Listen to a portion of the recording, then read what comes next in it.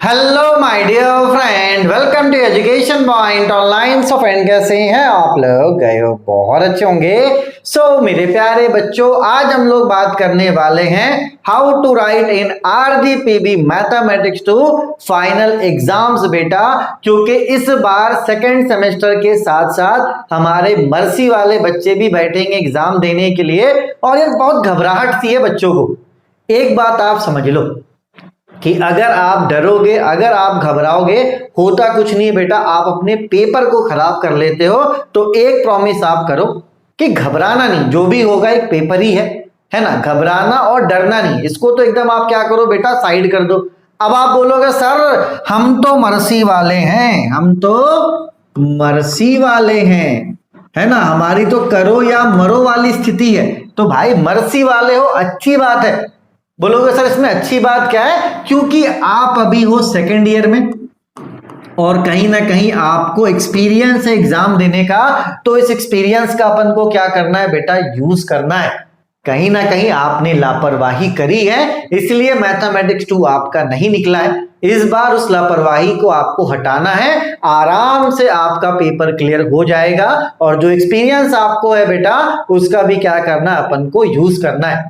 Second same वाले बच्चों को मैं बोलूंगा बेटा कि थोड़ा सा एफर्ट आप लगा देना, क्योंकि पहली बार में पेपर निकालने के चांसेस जो होते हैं वो ज्यादा होते हैं, है ना। आप लापरवाही करोगे, पेपर बैक लगता है बेटा, तो फिर रिपीट मोड में बैक लगते चला जाता है। तो ये वाला गलती आपको नहीं करना है। आपके पास जो भी टाइम है बेटा, एकदम पूरा एफर्ट आपको लगा देना है, ठीक है। चलिए भाई साहब, तो क्या पॉइंट्स हैं जो आपको मैथमेटिक्स 2 के पेपर में ध्यान रखना है बेटा?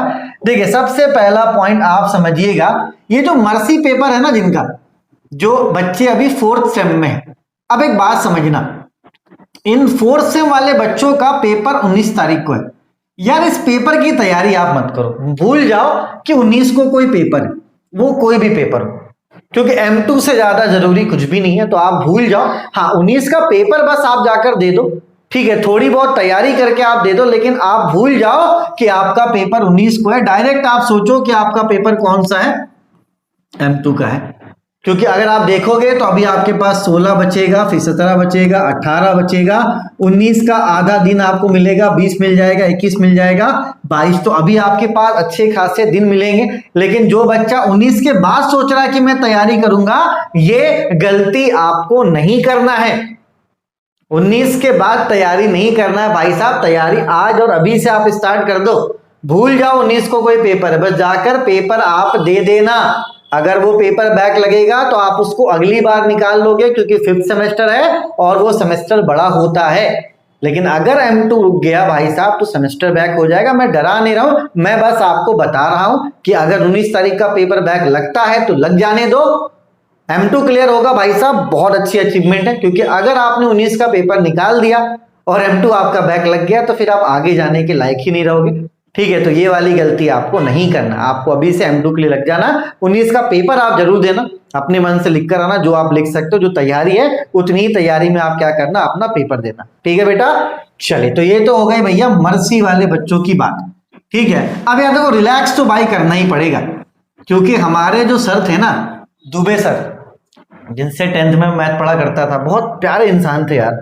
उन्होंने मैथ इतने अच्छे से पढ़ाया कि मैं मैथमेटिक्स का समझो कि टीचर बन गया। कहीं ना कहीं वहीं से मैथ्स मुझे अच्छा लगने लगा कि नहीं यार अच्छा है। वही बात बहुत प्यारा कहते थे कि इरफान डरे के नहीं खे, मेहनत करे के बाद। मतलब उनका ये कहना था कि इरफान डरना नहीं है। मैं 10th में CBSE बोर्ड में हर इंसान डरता था, वो हमेशा एक बात बोलते थे, डरे के नहीं खे, मेहनत करे के बाद। तो यहाँ पर भी सेम चीज है बेटा, बस डरे के नहीं के, मेहनत नहीं, यहाँ पर आपको रिवीजन करे के बाद। क्योंकि M2 निकलेगा उसी बच्चे का जो क्या करेगा बेटा, प्रॉपर रिवीजन करेगा। एक बात आप समझना, M2 आप पढ़कर नहीं निकाल सकते, M2 आप रिवीजन करके ही निकाल सकते हो। तो मैं बच्चों को बोलूंगा कि आपने जितना पढ़ लिया है, कुछ ऐसे बच्चे हैं जिन्होंने 2.5 यूनिट पढ़ा है, कुछ ऐसे बच्चे हैं जिन्होंने 3 यूनिट पढ़ा है, कुछ ऐसे बच्चे जिन्होंने 4 यूनिट पढ़ा है। मैं सभी बच्चों से ये बोलूंगा, भले आप 4th सेमेस्टर के हो, आप 2nd सेमेस्टर के हो, भाई अब रिवीजन आप स्टार्ट कर दो। कोई नया टॉपिक आप मत पढ़ना, जिन्होंने कुछ नहीं पढ़ा उसकी तो मैं बात ही नहीं कर रहा हूं, लेकिन अभी तक देखो बेटा मैथमेटिक्स 2 के ऊपर मैंने बहुत सारे वीडियोस बनाए। बस एक बात अपने दिमाग में आप डाल लो कि अब आपको नए टॉपिक्स पे फोकस नहीं करना है, जो आपने पढ़ लिया है बेटा उसी को क्या करना है, आपको प्रॉपर रिवीजन करना है। क्योंकि होगा क्या बेटा कि अगर आप अच्छे से रिवीजन नहीं करोगे, अच्छे से प्रैक्टिस नहीं करोगे बेटा, तो एग्जाम में क्वेश्चन आएगा, आप उसको बनाओगे लेकिन आंसर तक नहीं पहुंच पाओगे। क्यों? क्योंकि आपने प्रैक्टिस नहीं करा।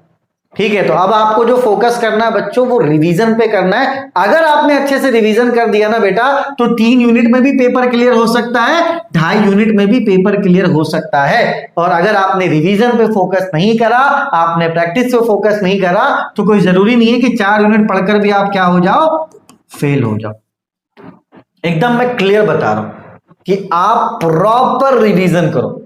ठीक है, और रिवीजन करके क्या करना है बेटा, आपको जो फॉर्मूलेज हैं उनके नोट्स वगैरह बना लेने हैं कि फॉर्मूला काम कैसे करता है, फॉर्मूला काम कैसे करता है। ठीक है, वो वर्किंग आपको पूरा बना लेना है, ताकि लास्ट मोमेंट में जब आप रिवीजन करोगे लास्ट डे है ना, एग्जाम से 1-2 घंटे पहले, तो एग्जाम से 1-2 घंटे आप सब कुछ तो रिवीजन नहीं कर सकते, तो वहां पर आप क्या रिवीजन करोगे, सिर्फ और सिर्फ आप फॉर्मूले रिवीजन करोगे, आप प्रोसेस रिवीजन करोगे। तो जो प्रोसेस है बेटा उसको क्या करना है, आपको शॉर्ट में उसका नोट्स बनाते चले जाना है। ठीक है, आप रिवीजन करते चले जाओ, प्रॉपर शॉर्ट नोट्स आप बनाते चले जाओ कि वर्किंग प्रोसेस कैसा है इसका। ठीक है, किसके बाद क्या करना पड़ता है, सारे स्टेप्स को आप लिख लो, है ना। एग्जाम से 1-2 घंटे पहले जब आप उसको रिवीजन करोगे तो कम समय में आप ज्यादा टॉपिक्स को क्या कर पाओगे, रिवीजन कर पाओगे। और मैं आपको क्लियर बता रहा हूं भाई साहब, टाइम है आपके पास। अगर आप अच्छे से रिवीजन कर लोगे ना, मैंने क्लियर बोला ना कि 2.5 यूनिट 3 यूनिट पढ़ के भी आप पास हो सकते हो, बशर्ते आपको रिवीजन करना है।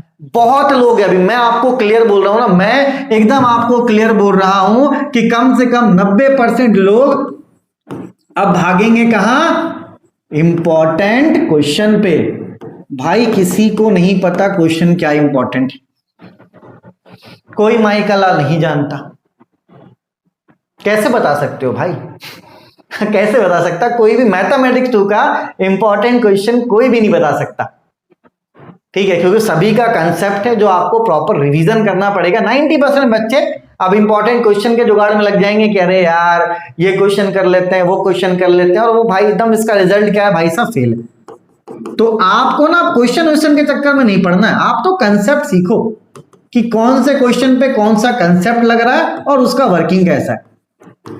क्योंकि हो सकता है कि आप बढ़ के जा रहे हो cos ax, एग्जाम में आप जाओ तो आपको पूछ दे cos 3x, कुछ भी पूछ सकता है भाई। अगर आपको प्रोसेस पता है तो आप cos ax भी कर लोगे और cos 3x भी कर लोगे। ठीक है, तो ये जो इंपॉर्टेंट क्वेश्चन वाला जो नशा है ना, इसको थोड़ा सा आप हटा दो कि नहीं अरे यार अरे यार अरे यार। हाँ, टॉपिक्स अगर आप इंपॉर्टेंट बोलोगे तो मैं रिवीजन करने के लिए आपको इंपॉर्टेंट टॉपिक्स दे दूंगा कि भाई इतने सारे इंपॉर्टेंट टॉपिक्स है, इनको आप पढ़ लो, क्वेश्चन इंपॉर्टेंट यहाँ पे नहीं हो सकता है। हाँ, एक काम आप कर सकते हो, अगर आपको क्वेश्चन ओरिएंटेड माइंडसेट से चलना है तो जो आपके प्रीवियस ईयर क्वेश्चन है ना बेटा, PYQ जो है वो आप कर सकते हो। अगर एक आध दो क्वेश्चन लड़ गया तो अच्छी बात है। अगर इंपॉर्टेंट क्वेश्चन की ही बात है बेटा तो आप अपने PYQ को देख लो, जो आपके प्रीवियस ईयर क्वेश्चन पूछे गए उनको आप कर लो, अच्छी बात है। ठीक है, हो सकता है एक आध दो क्वेश्चन उसमें से आज नहीं भी आएगा तो भी कोई दिक्कत वाली बात नहीं है, क्योंकि देखो मैथमेटिक्स 2 क्या बेटा, पूरा कंसेप्ट बेस है कि आपको कंसेप्ट पता है, आप कोई भी क्वेश्चन को अच्छे से सॉल्व कर लोगे। ठीक है बेटा, चलिए। और जब आप एग्जाम में जाओगे अच्छे से क्वेश्चन पेपर को पढ़ना और आप सारे क्वेश्चंस को अटेम्प्ट करके आना भाई साहब, जितने क्वेश्चंस है ना आप सभी को अटेम्प्ट करके आना। ऐसा नहीं कि अरे 4 किए 5 किए, नहीं, जितना आपसे जो क्वेश्चंस बन पाएगा बेटा उनको आपको अटेम्प्ट करके आना है। कभी कभी क्या होता है कि अटेम्प्ट अगर आप करोगे 1-1 2-2 नंबर मिलता है और उसी से बच्चे क्या हो जाते हैं, पास हो जाते हैं। अब मान लो कोई ऐसा बच्चा है जिन्होंने 3 क्वेश्चन सही बनाए, अब बात समझना। ठीक है, उसने 3 क्वेश्चन सही बनाए, उसको मान के चलो 3 क्वेश्चन में उसको 18 नंबर मिल गए। अब उसने चौथा क्वेश्चन बनाया, वो भी थोड़ा सा था, 5वां क्वेश्चन भी थोड़ा सा था, 6ठा क्वेश्चन भी थोड़ा सा था, 7वां क्वेश्चन भी थोड़ा सा था, 8वां क्वेश्चन भी थोड़ा सा था, 9वां क्वेश्चन भी थोड़ा सा था, 10वां कुछ भी सही नहीं हुआ उसके साथ, है ना। उसने से 3 क्वेश्चन बनाए जो मोटा मोटी सही थे और बाकी वो बस करके आया, पूरा अच्छे से नहीं कर पाया। अब देखो अगर एग्जामिनर 1-1 नंबर भी सब में देता है ना, अगर 1-1 नंबर भी सब में देगा, क्यों, देखो खाली कॉपी पे कोई टीचर नंबर नहीं देने वाला। अगर 1-1 नंबर भी देगा तो 1 2 3 4 5 6 7 हो गए, और ये कितने मार्क्स हो गए, 25 मार्क्स हो गए, आप हो जाओगे पास। तो क्वेश्चन भले ही जैसा है, आपसे जितना भी बने सारे क्वेश्चंस आपको अटेम्प्ट करके आना है, कुछ भी नहीं छोड़ना है, खाली पेपर पे नंबर मिलने वाला नहीं है। और जो मर्सी वाले बच्चे हैं बेटा, मैं उनसे रिक्वेस्ट करूंगा कि आप बिल्कुल टेंशन मत लो, प्रॉपर रिवीजन करके जाओ, प्रॉपर प्रैक्टिस करके जाओ, आपका पेपर निकल जाएगा। अगर आप प्रैक्टिस नहीं करोगे बेटा, बहुत ऐसे बच्चे जो मैं देख रहा हूँ बस M2 पढ़ रहे हैं, प्रैक्टिस नहीं कर रहे भाई, फिर से समझ लो, पढ़ने से नहीं निकलता M2 बेटा। आप पढ़कर जाओगे, वहां इतना प्रेशर रहता है ना, बच्चों से क्वेश्चन नहीं सॉल्व हो पाता भाई साहब। फिर जब एग्जाम हॉल से निकलोगे तो लग रहा है यार ये सब बन जाता। तो ये जब प्रैक्टिस नहीं करोगे तब ऐसा होता है कि एग्जाम हॉल में आप सब कुछ भूल जाओ। तो ये वाली गलती आपको नहीं करना, एकदम प्रैक्टिस करके जाओ। अगर 3 क्वेश्चन भी सही बन गए ना और बाकी सबको अटेम्प्ट कर दोगे, हो जाओगे पास, है ना। उतना मुश्किल भी नहीं है जितना मुश्किल लोग बताते हैं, इतना मुश्किल बना दिया गया।